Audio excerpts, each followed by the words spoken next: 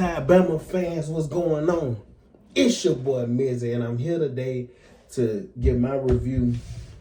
Well, I guess my analysis of the post game from the LSU Alabama game. Man, oh man, this game. You know, I always say you love to get a win. You always love to get a win. But man, I'm just gonna go down my notes what I got wrote down. Ty Simpson. You know, I talked about in the previous video, I talked about how I want to see some of these deep, passing routes hit. Some of the big explosive plays to be connected. We didn't get that going. And Ty Simpson, he did have some great throws still in this game. He had one on the left sideline. He hit Josh Quavers, great throw, but he missed Bernard, and he I feel like it was about 7 or 8 explosive plays. Like this could have been a 35-9 game, 40-9. The one thing I can say, no matter how you win the game, a win is a win. But I don't know, man. It's the offense, the O-line, I don't know. They just, when it comes to run blocking, I just don't know. They can't get it together. They can't. And like I said, I don't even want to say that we're struggling running, because at this point we can't run the ball. We ran the ball 26 times for 56 yards, 2.2 yards per carry. That's not going to get it done. And, hey, maybe this team will surprise us and win a championship and never have to be great at running the ball. And I don't think they had to be great at running the ball, just good. After the Georgia game, Jam came back, the Georgia game, then the Vanderbilt game, I think was the next game. We thought, well, me personally, and I know a lot of Alabama fans, we thought the running game was struggling. Jam was out injured. Jam came back. He played okay the Georgia game. The Vanderbilt game, he ran for like 120 yards. So we was thinking, okay, like the running game's going to be, cleaned up. Going to be playing good. No. And Daniel Hill, still, I think he needs to get more carries. I think he had maybe 8-7 carries. He did score a touchdown. And like I say, I don't know. The running game, Ryan Grubb and Coach DeBoer, they got to figure out something, because it just don't make no sense to be struggling like this running the ball, running for 56 yards. And sometimes I think they're just not committed to the run, because that run the ball, stop, run it. Like they really, like I said, they really putting too much on Ty Simpson.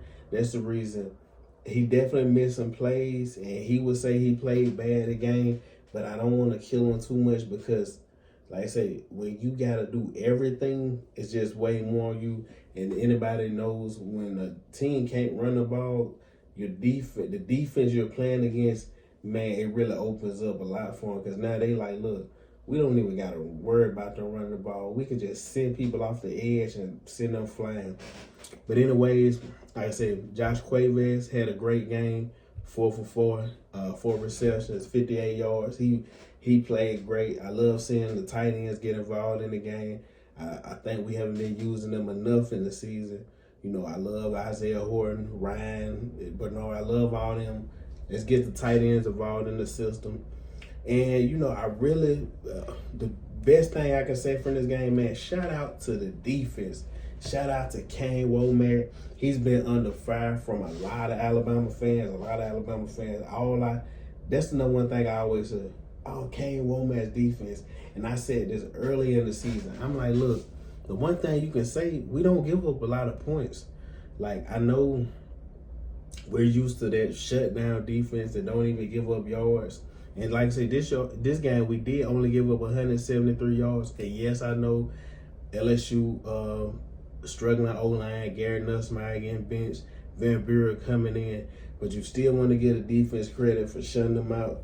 Yanze Pierre had a forced fumble. LT Overton had big plays. He had a tackle in the open field on Van Buren, and Van Buren can actually run. He can move, and great play. I say Bray Hubbard, great man. Bray Hubbard, I love Bray Hubbard. he's my favorite player on this team. He always has his nose around the ball. That guy, he needs to win some awards this year. But like I said, Yanze Pierre with the forced fumble, and we also got a forced fumble on Van Buren as well. And like I said, Bray Hubbard actually had a punch out of the ball. We just ain't pick it up at that moment.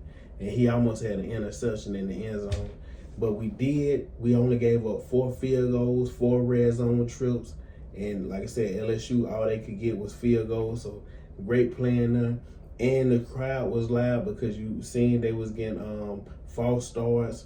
So hats off to the crowd. But like I said, man, this offense got to figure it out. And I know I've been seeing it week by week. And I know a lot of people, they kept being like, oh, Ty Simpson, the offense is great. The offense, they have some stuff to figure out. And then you got Oklahoma coming to town with that D-line. So, man, you need to be locked in because that D-line, that's one of the best D-lines in the nation, if not the best. Like I said, it'd probably be between them and Ohio State. But, man, they get out the quarterback. And Ty Simpson, he's going to have to, like I say, you can't be turning the ball over. Like I said, he hasn't thrown but 1 interception, but he has all of a sudden had a little struggles with fumbling the ball. I know this because he wants to, he's looking for the big play down the field. He's trying to make something happen, but you got to have that clock in your head. You can't hold on the ball too long. You got to realize eventually you got to get rid of the ball. But like I said, I don't want to kill Ty too much. I think Ty's a good quarterback, but I think he's leaving a lot to be desired. A lot of plays out there on the field that you got to cash in. The great thing is that Alabama has had had to win in a lot of different ways this year. They had to win in, like I said, you low scoring, high scoring, you playing mobile quarterbacks that not mobile. And once you get in the playoffs, all of them games help because most of the time when you get in the playoffs, you're not going to have blowouts. They're going to be close games that you got to play 4 quarters. And we know that this team can play that way. They can play that style. But like I said, man, LSU defense did play good. Like I said, I think a lot of that was more on our offense. LSU defense, they did play good, but I just feel like it was more on us.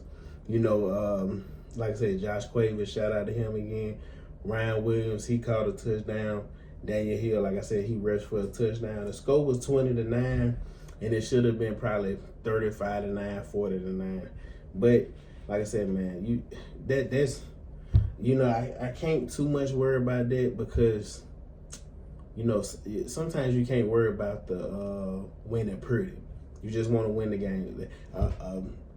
Ugly win is better than a pretty loss. So, if you threw for 500 yards and lost the game, what do it matter? You end up like Auburn was the other day with Vanderbilt when they were so happy. Our offense finally came alive, but you still lost.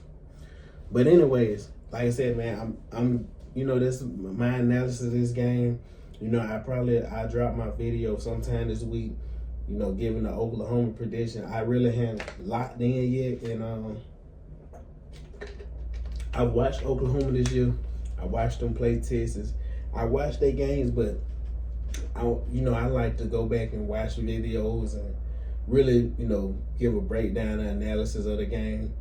But anyways, like I said, man, I wanted to touch on a couple of games. I did see some of the Georgia game. When they played Mississippi State, Georgia looked great. They blew the doors off of Mississippi State. I think at one point it might have been 38-7. I think so, if I'm not mistaken. And then Georgia, they got a tough game this week coming up. Texas, I do think Arch Manning is starting to calm down and figure some stuff out. And we know one thing, he is going to run the ball. He's going to be mobile. We'll see how that Georgia defense handle that. Georgia has been starting to get a little pass rush. And but one thing I do know, Texas has a good defense now. Texas has a great defense. And like I said, Georgia, it's in Sanford Stadium, though. So I would lean towards Georgia, but we'll see how that goes. And then Indiana, they had a nail biter with Penn State. Penn State, to tell the truth, they should have won. If I was Penn State that last drive, I hate drives when people just, we're not even going to try to score. We're just going to kick the ball and hope our defense gets stopped. Look, put pressure on the other team to have to score. When they did, soon as they kicked the ball back, I just was like, they going to find a way to lose this game. I just knew it. I'm like, Penn State is going to find a way to lose this game. But I guess that's the reason they was 3-5 and not 3-6. But what else happened in college football over the weekend? Yeah, like I said, Oregon had a tough game with Iowa. Oregon, I think they won on last second field goal, came back and won. And like I said, Indiana, I don't believe in Indiana. I don't. You know, it's the same way everybody was telling me Miami was just the greatest thing ever. I didn't believe in Miami, and I don't believe in Indiana. But like I said, man, the top four, I haven't looked at the rankings, you know, since they come out.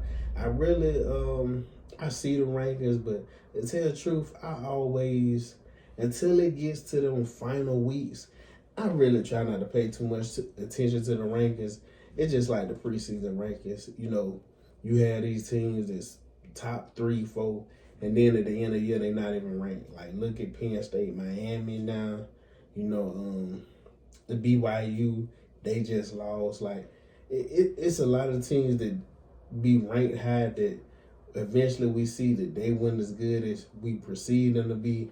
Just like Clemson this week, they beat Florida State, but you know, Clemson, we seen how they turned out to be, and that was a lot of people championship pick this year at Clemson. But anyways, guys, hey, like, comment, subscribe, share. I just wanted to come on here and, you know, just go over what I thought of the game. Like I said, man, Bama fans, don't get too down because, look, like I keep saying, this is a new era of college football. You're not going to have every week. You know when we used to have 60 to 70 point blowouts? It's not going to be that every week, guys. A lot of these games now, it's going to be closer and it's going to be tougher. Oh, before I get out of here, man, I've been thinking this, but man, you know, since a lot of these teams, coaches getting fired, and we know how the transfer portal is right now, I'm really thinking, because Auburn has a great defense, I'm really thinking like, if I was Alabama or any team just looking for some great defense, man, it's a lot of players on Auburn defense that I would give some money to come play. Because they got some D-linemen, they got some guys over there that can ball. Then, like I said, Cam Coleman, you know, give him some money. I don't know if he's a junior, but I don't know. You know, I don't pay attention to Auburn like that to know which class they is. But anyways, guys, I just want to say that real quick. Get out here, man. Like I said, like, comment, subscribe, share, and I catch you next time.